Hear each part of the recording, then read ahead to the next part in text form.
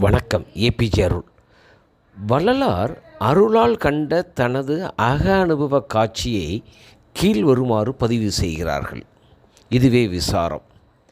எங்கும் பரிபூரணமாக நிறைந்து விளங்கும் ஓர் மெய்ப்பொருள், இதை இயற்கை உண்மை என்கிறார். இந்த இயற்கை உண்மையின் வடிவம் அறிவுமயம். அறிவின் சொரூபம் ஒளி, அருட்பெரும் ஜோதி. ஒளியே நிரம்பி உள்ள இந்த பெருவெளியில்தான் எல்லாம் தோற்றுவிக்கப்படுகிறது. அண்டம், பிண்டம், உயிர்கள், பொருள்கள், மற்ற எல்லாம். ஆக உண்மை ஆண்டவர் அவர் விளங்கும் உண்மை நிலை என்பது ஒரே மெய்ப்பொருள் ஆண்டவர். இவர் நித்தியர். அவர் வடிவம் அறிவு, சொரூபம் ஒளி. இந்த இறை ஒளியில்தான் எல்லாம் உருவாகிறது. அவை அனித்தியம்.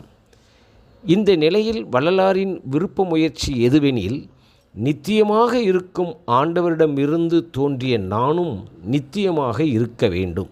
ஆண்டவரால் படைக்கப்பட்ட எல்லாம் தெரிந்து கொண்டு பேரின்பமாக வாழ விரும்பினார்.